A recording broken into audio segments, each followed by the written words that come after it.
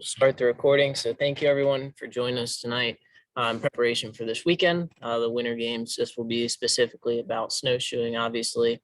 So on the call tonight, Ron Freeman, our venue director, myself, the sports liaison for snowshoeing, Steve Bennett, the senior director of sports and competition, and Mike Cernowski, the vice president of sports.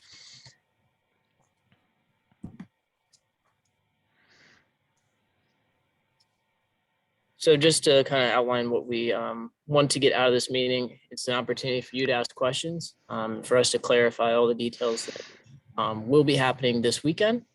We're going to highlight some key changes and some issues that we've seen in the past to correct, make this year the best that it can possibly be. We also have timelines laid out for each of the events, so you can get a better idea of what that will look like the best we can with a one-day event here, which we'll talk about a little bit more shortly. Then to get impact from you, input from you, based on what we have currently laid out.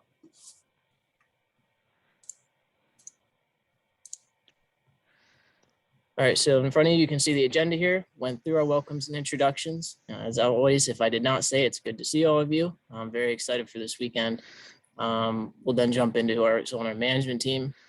Some COVID protocols, which are great news, which is the first time we can say that, I believe, in a while. Scheduled events, the course layout, all the information based on the warm-ups and the training. Staging awards, we'll go over some rule reminders. Weather, it's going to be chilly, as a little sneak peek there. Families and spectators, and then we'll have a Q&A at the end. And just to clarify, where I said, looking forward to this weekend, yes, we have set up on Sunday, but the event, just to make sure everyone's on the same page, is on Monday. Thank you. Yes, please show up Monday and not Sunday. So on our snowshoeing management team, Ron Freeman, as we said, is on the call. Trish Miles, Melissa Powers, and Ken McLaughlin. Each of those individuals have been a huge part of how the experience will be this weekend or on Monday, and all the plans leading up to it. And it's because of them we can provide a great opportunity to our athletes this Winter Games. So to go into some COVID protocols, on-site screening at this time is not required. I believe we were just under, meaning 0.01 of what we can operate in this manner. So that means masks are not required for vaccinated participants, but there are some whitetail protocols below that we need to abide by while there. So distancing is still recommended. There are no restrictions on meals. So no delegation members are not permitted in delegation spaces though. So you will have your credentials. Anybody without a credential will not be allowed in specific locations, which we'll talk about when we get to the maps.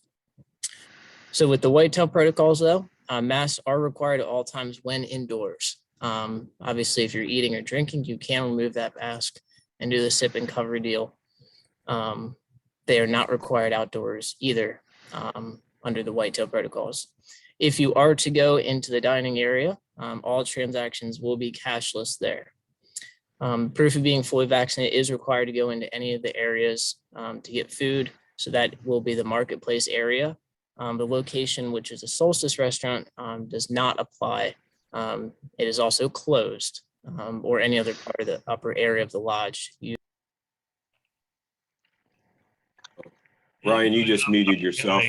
I accidentally muted you when I was letting Eva in. The list jumped, so I apologize. Right. That was my bad. And one thing I'd like to add is, just for clarification, we just found out or got confirmation tonight at our management team meeting right before this webinar that the only location where you're going to be able to purchase meals for families or anybody who wants to purchase anything, unfortunately, for you at snowshoeing, will be up at the mountain lodge, the outdoor grill area. The marketplace will be closed. It's not open during the weekdays. So again, on a Monday, it shouldn't be that crowded, but that's the only place where purchasing of any other product other than we're bringing in for you for lunch and some bottled water can be done. So just wanted to let everyone know that. Thank you. Right back to you. And that applies also to the cafeteria or the little snack bar that's up or over by the tubing park. It's our understanding that is also not open for service while we're there. So the advice is bring your lunch. Well, If- I we would say. can So it's provide just delegation lunches. to non-delegation members. Absolutely. Yes. Yep. Either that or be prepared to have a long hike up. Yeah. Yep. Thank you, guys. So with the check-in process, you will be receiving by Friday a delegation roster. So you have that all in advance. With the on-site check-in, head coaches must check in by 8:30-ish or so. That will open at 8:15 a.m. So please, once that opens, be over there if you are a head coach, just so we can kind of condense everything that's happening there. Have that be the head coach. In that packet, you'll have your bibs with your labels on it, all the little, I forget what they're called, along with your coach's bibs also. If there's any extra for some reason, which there should not be, anybody who's scratched within the last couple of days has been removed. Just feel free to give those back to me and we will, of course, put them to use again in the future. With the parking, please only park in the public parking areas, snow tubing parking lot. Whitetail does a great job with all their signage. If you are parked in an illegal location, they are able to tow vehicles and will tow vehicles. So please park over by that snow tubing area or that main parking lot if for some reason that's completely filled. So we will have our head coaches meeting that will start at 9:30 a.m. immediately following the opening ceremony. This is just to answer any of your questions, go over what the day is going to be. So we're all on the same page. We can work as a well-oiled machine for a one-day event here. So it will start or take place in the check-in tent, which is the same as the awards tent located by the pavilion there. I will be over at that location with a little microphone and I will call everybody over for any of the slackers that might be a little bit slower. But just look out for me and we'll get that meeting started so we can start our day. Again, very brief. If it goes 15 minutes, I'd be very surprised. We want to get into the time trials as soon as we can to keep the day flowing. So a few different maps here. Here's a general overview of Whitetail.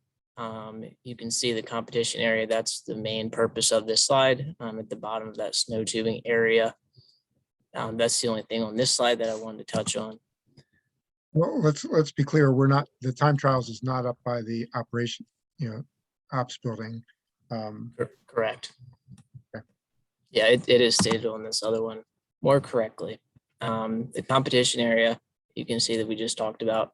The lunch tent will be located to the right or maybe a little bit in front of where that, or it will be in the front because there's that netting there, I believe, of that pavilion that has the fire pit there. So that is the location where lunches will be served. We'll talk about that time here shortly. Staging for the time trials will be taking place the same location we have done in the past, right outside of that little pavilion there. I guess I could show you with the pointer if you can see that. The main lodge obviously is over to the left there, and awards will be taking place right outside of the venue. And again, that will be that big tent that we have out there. You cannot miss that tent. You'll probably have to be walking through it a few times during the day. And then just to clarify on the lunch tent, we're going to be setting that up on Sunday. We're going to get it as close as we can to the pavilion fire pit area where the awards are, et cetera.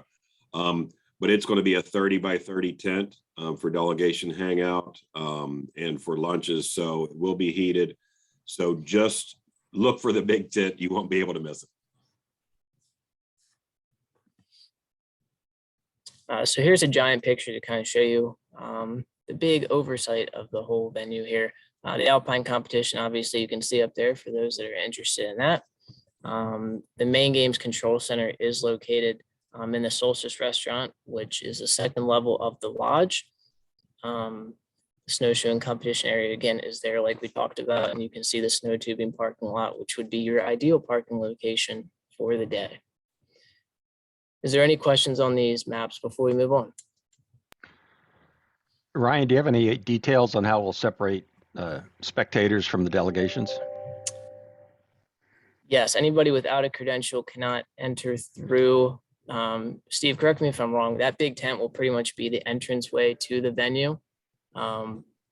So anybody that's going through that will be credentialized. Anybody without that should be staying away from the venue for the duration of the day.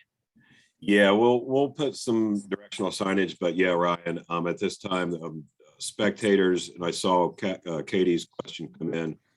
Spectators, non-credentialed individuals will not be allowed inside the awards tent. Not enough distance there. They will be able to be right on the outside of that, take pictures and that type of thing. So John, yeah, from a spectator's perspective, they won't be allowed in the tent, in the pavilion or the fire pit area, or in the delegation dining hangout tent. What I will say is from a shelter perspective, although where we've had awards in the past, the little lodge there, although it's not serving food, I believe it will be open for shelter. So yeah, we're working on spectator areas. It's not going to be ideal, but it's the parameters we're working with now. Mike, correct me if I'm wrong on any of that. Well, it depends. So if we stay in low, in the green COVID protocol, which fingers crossed, we're in it today. We'll watch it through Friday. Then we will let you know on Friday whether the spectators, non-delegation members can come into certain spaces, so like into the awards tent and such. They still won't be allowed in the competition areas and those spaces where the delegation can go. But if we are confident that we're going to be in the low protocol category, then we can loosen up the restrictions on the spectators and such. So unfortunately, the way the numbers have been going, they're like right at the edge. We want to give it another 2 days or so. Like I say, we'll know, we can make a judgment on Friday, and when we send the stuff out with your rosters and everything like that, we'll include that information in there as well. Okay, thank you. I know I'm going to have some, so I want to be able to give them a heads up of what to expect. Hey, if I was in your shoes, those would be, and Katie, same thing. Those are exactly the questions that we would be asking Steve and Ryan as well. So absolutely. I would just wish we could give you a more definitive answer at this moment, but we can't.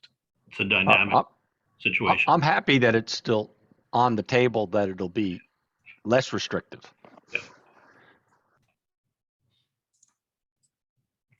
So the schedule, the moment you've all been waiting for, 8:15 a.m. like we talked about, the delegation check-in begins. At 9:15 a.m. we're planning to start the opening ceremony. As we've said before, that'll be very brief. It'll include the athlete oath, coach's oath, official's oath, and the anthem to get everything started for the day, and we'll jump right into it. Like we talked about, 9:30 a.m. we'll have the coaches meeting. Time trials will start immediately after. That's scheduled for 9:45 a.m. And again, these are tentative times. It's our expectation of how the day will go, but no matter how it goes, we'll roll with it. But here's what we're trying to stick with. We will start out with the 100 and 200 meter time trials first, then go into the 20 and 50, and then conclude with the 400 and 800 at the end of that time.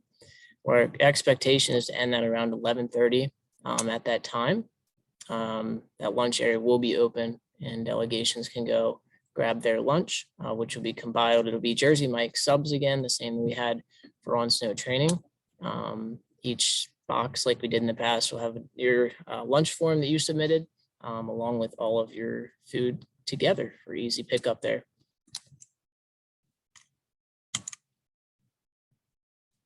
So for the final schedule, 1 p.m. to 4 p.m. will be our competition awards. As you can see here is the race order, separated. So if an athlete's in 2 events, they're not going back to back, there's 0 chance of that. So the 100-meter race, 25, 400, 50, 200, and we will conclude with the 800-meter race. The expectation is to have the venue closed by 4:30 p.m. So for the warm-ups and trainings, you are welcome, your athletes, to use the competition area as a warm-up. Just know that there is the chance that we may need to do something, or Whitetail may need to do something on that location. And at that point, if you're asked to vacate the course, please do so. But if your athletes are there and would like to warm up, please use that location.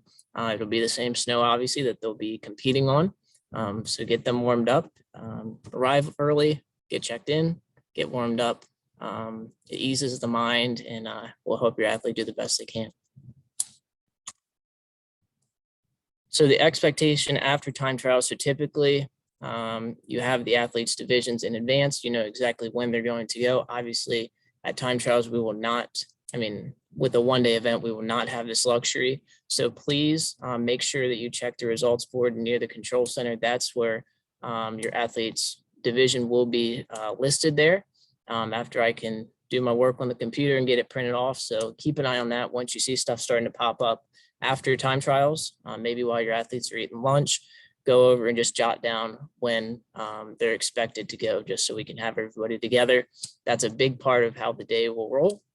If we have everybody on the same track here, we can keep everything moving instead of having to chase down athletes, which will extend the day and cause stress on them, which is the big thing. Or us, I guess, also. So we talked about a little bit of this with John's question earlier, which was great. It will be limited at this point due to the narrowness of the course. If there are spectators coming, I would encourage them to bring their own chairs because seating will not be provided for them at this time. And again, please note that due to distancing and COVID, spaces will be limited for spectators, but you will have a final decision on that Friday once we send out all the other paperwork also. So with awards, just like we do with track, they will be presented as soon as each division finishes their race, and that will be taking place in the awards tent. If this should not be the case, but if you're attending, the athlete has a race that's starting pretty quickly after, feel free to hold them just so they're not late to that race. They will still be given that award no matter what after their second race. But if the time allows, please go immediately after the race, have them get awarded. Then we'll bring them back over, get their snowshoes on and get them ready for their second race.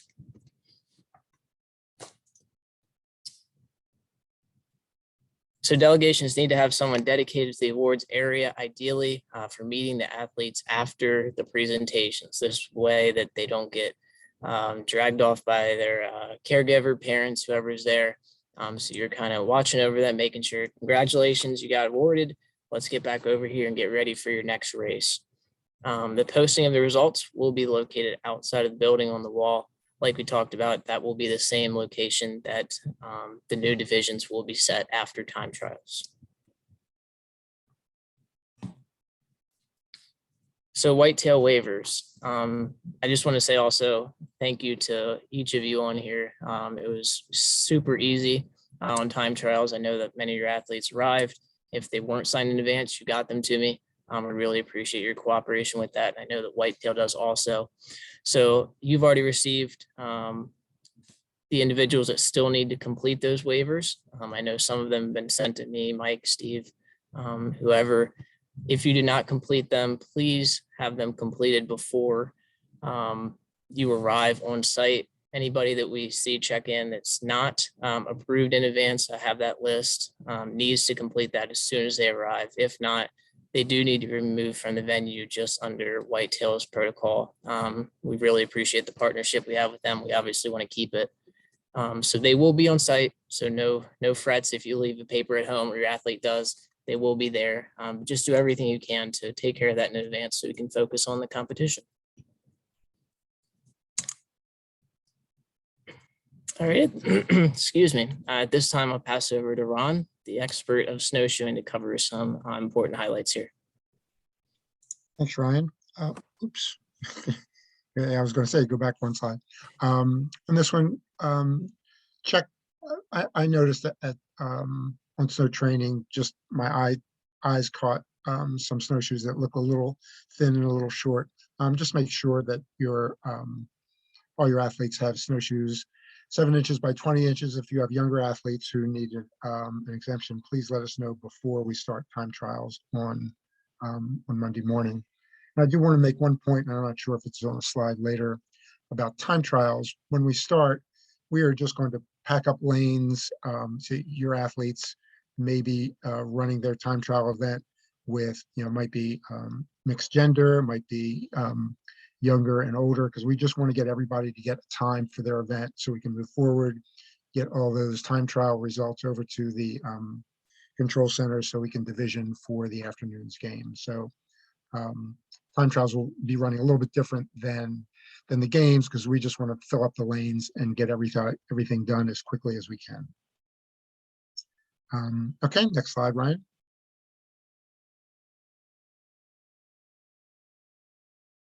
Okay,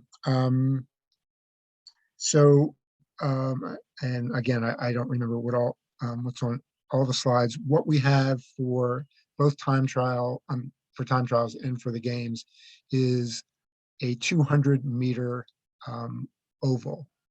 We will have 100-meter straightaway, in which we'll have the 25, 50, and the 100 meters. But for races longer than 100, that would be the 200, 400, and 800. It will be loops around a 200-meter track. So the races that involve a turn will do a waterfall start to equalize the distances. The commands for the start of the race are racers ready and go. That's what we've been doing for years and years. That's what we did at Athletes on Snow when we were practicing a couple weeks ago. Hey, Ron, one quick Yes. question.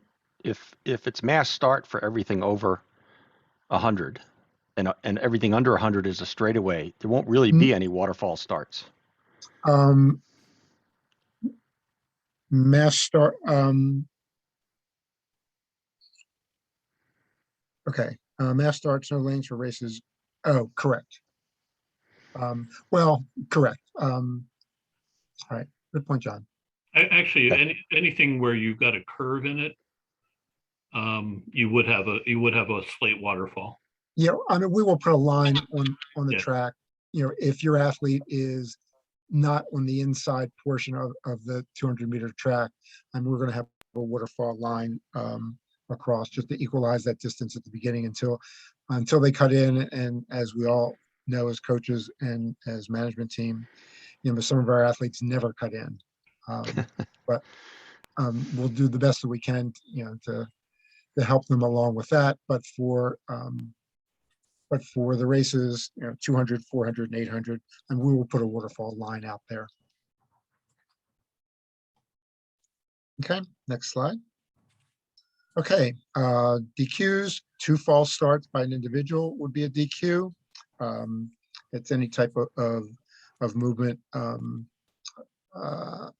know, and we're cognizant of the fact that it may be windy, and we will certainly be the judge on, you know, using our best judgment in terms of false starts. But a false start clearly is starting before the race is ready to go. 2 of those constitute a disqualification. Next slide. Okay, we can pretty much ignore this slide. This was a leftover slide from time trials. If it were going to be up in the ops center, it will be. Let's go back just for a second, Ryan. If for some reason there is, you know, a drastic change in weather, and for some reason we can't be down at the tubing area, and we would, if that's the case, we would not be down at the tubing area for either time trials or winter games. All of these, you know, the notes on this slide will make sense. We just had a webinar just prior to this one where we talked to Katrina out at Whitetail, and she is pretty confident that we will have sufficient snow down in the tubing area. But as a just in case, look at this for any contingency for Monday if we have to, for some reason, be up at the ops center, operations building. Okay, this particular slide is sort of new to this year, but it's not. It's a rule that we've had in place not only for snowshoeing but also out of the track in terms of pacing of competitors. It's just not allowed. We are not going to allow it at time trials either, because if an athlete needs it at time trials, they would need it at the games themselves, and it's just there will be none. So advise your delegation members who are out there. You're penalizing your athlete if you try to pace with them. Okay, next slide. No difference than in previous years. It's the torso of the athlete crossing the finish line, not the tips of their snowshoes. They must be wearing both snowshoes when crossing the finish line. Wearing them on their feet, not on their hands. Impedes, and this is always this is an issue not only here but at the track. If in the judgment of our course marshals, and that will be someone at the start line, the finish line, and for races longer than 100 meters around the circumference of the oval, if in their judgment an athlete impedes another competitor, that will be a DQ. In addition, leaving the course or preventing another competitor from passing, which is an impede. So those are the rules for DQs on an impede. Next slide. Okay, and I'm not sure I'm going to state this because I'm not sure what's on the slide coming up. Leaving your lane on the shorter races, 25, 50s, 100s, is not necessarily a disqualification. If in the judgment of the officials, leaving your lane and impeding another racer, that would be the DQ. There is no advantage from one lane to another in the shorter races, and we will not be having lanes around the oval. So there will not be a lane DQ for 200s, 400s, and 800s. It's just in terms of impeding another athlete. Okay, next slide. Oh, I'm sorry, Ryan. Go back once. During the race, for whatever distance, going more than 3 meters without both snowshoes attached to the feet is a disqualification. So make sure that go back to the staging area, that your athlete does have their snowshoes correctly and firmly attached to the bottom of their shoes. Okay, next slide. Protests. Only the head coach from a delegation may file a protest. A little bit different from the track, excuse me, where we allow athletes to file a protest. Here it's just the head coach.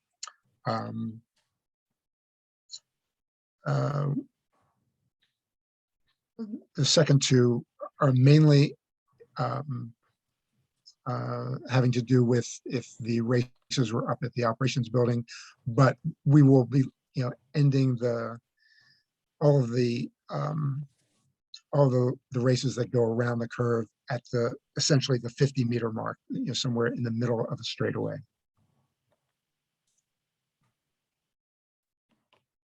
Okay, excuse me.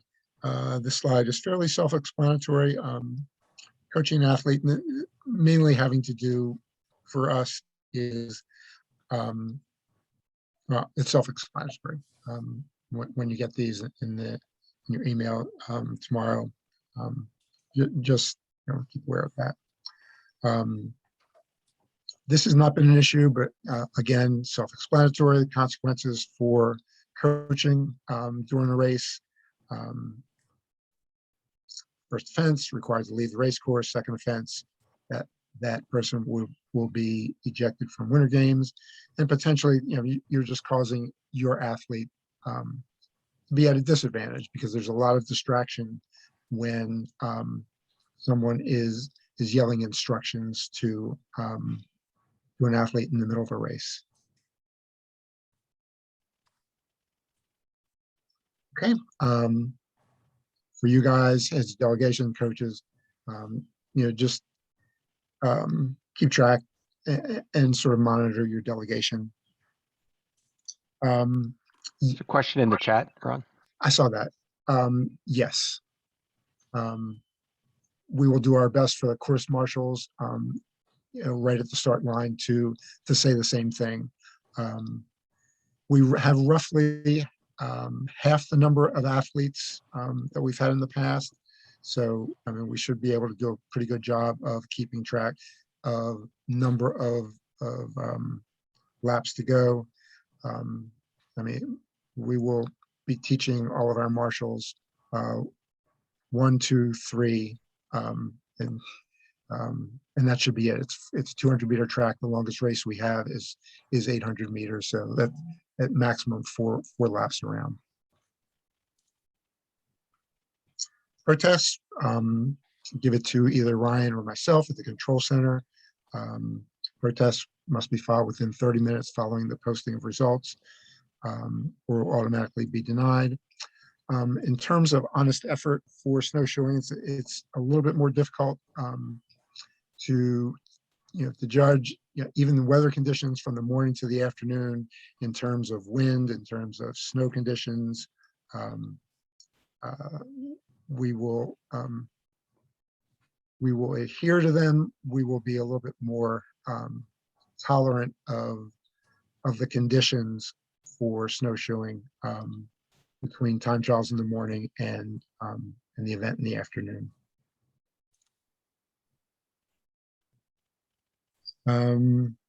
Weather and attire, layer. Make sure your athletes are layered properly, and with the bib on the outside layer. We won't start a race if you have 3 layers underneath their jackets as their bib. We need to be, the starter, the staging folks all need to see who's who.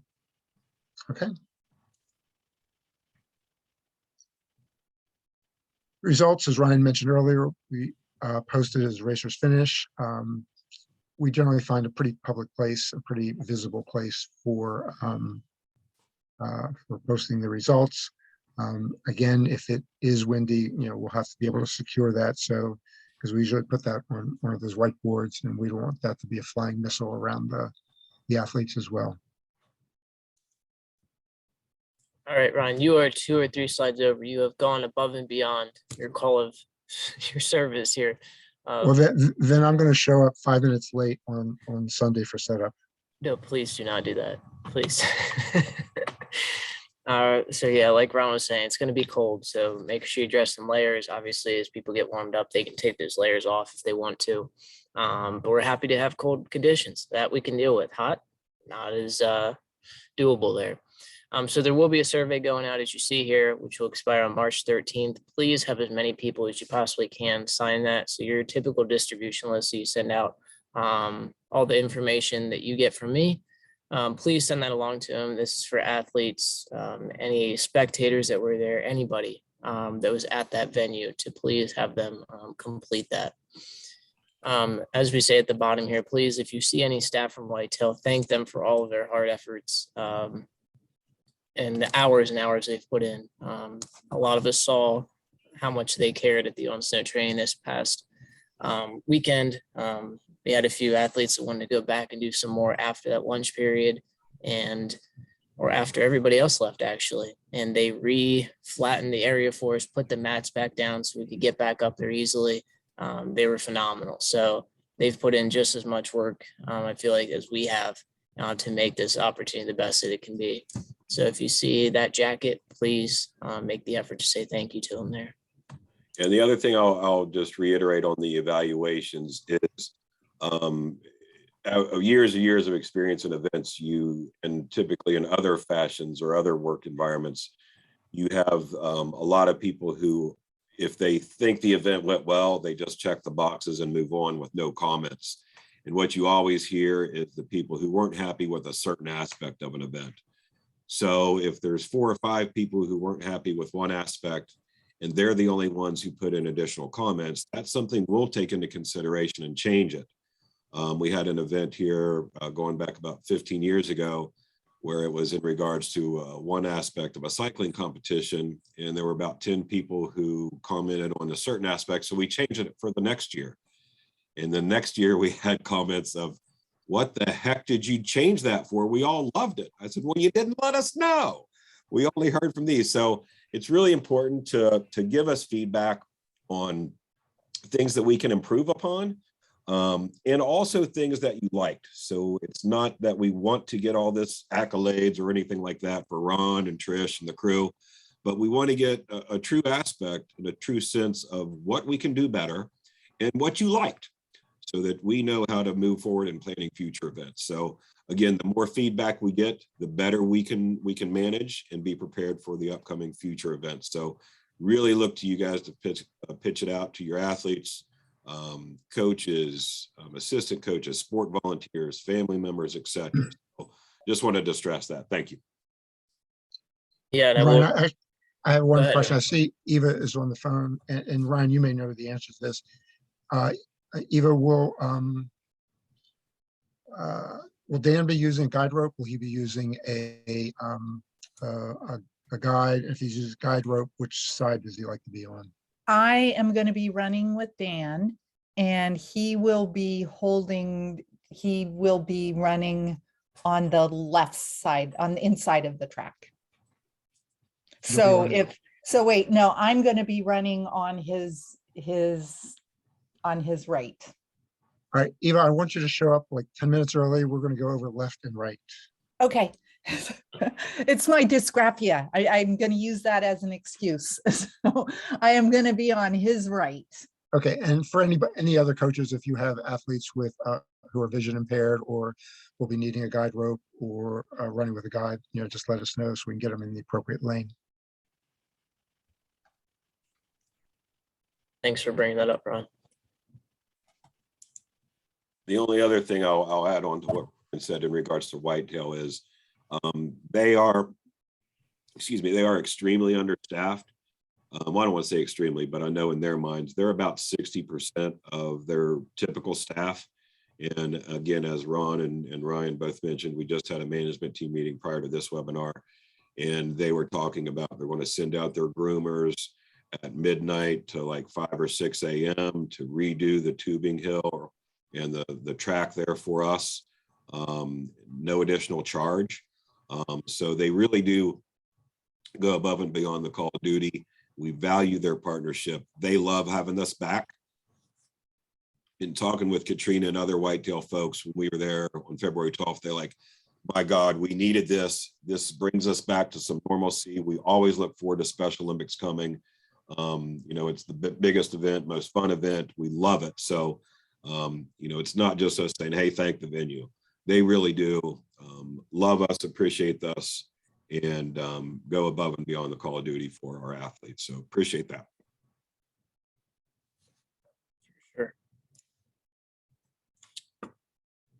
So here, if you have any Alpine questions, please direct them to Ben now. My email there that you obviously already have, Melissa Angers, our other sports director. In case you have any basketball questions, I know that she's working very hard on all that right now. Bocce Athletics, it's also coming up. I will be your contact per usual for that. All right, at this time, I think we'll open it up for questions. I'm sure there are some, but I hope that's a little more clarity than you had going into this meeting for this weekend. And again, this will be posted as always up on the coaches resource page, along with being distributed as soon as I can get it out tomorrow morning to everyone. Questions at this time? Ryan, I don't have a question, but I just want to let people know, there's going to be a camera crew from Telemundo up there because they're doing a profile of David Godoy. They were at our practice last week. You might not notice them because they're using their iPhones as cameras, but they will be there for at least part of the snowshoe competition. And there will be no playing of Who Let the Dogs Out, FYI, John, but feel free to. Well, there was for them. Yep. So should I explain that? Oh, sure. Yeah, go ahead. Yeah. So Yeah, I always play music at snowshoe practice, and my son likes Who Lets the Dog Out. So I played it that the first time they ran at practice, and suddenly now we have a team name. We're the Somos Snow Dogs, and we play that. So that's just something the athletes have had fun with. Me too, but that's we don't have any hats or anything. We sort of decided it too late to get any paraphernalia with the logo for Winter Games, but next year. very good. Any other questions or comments?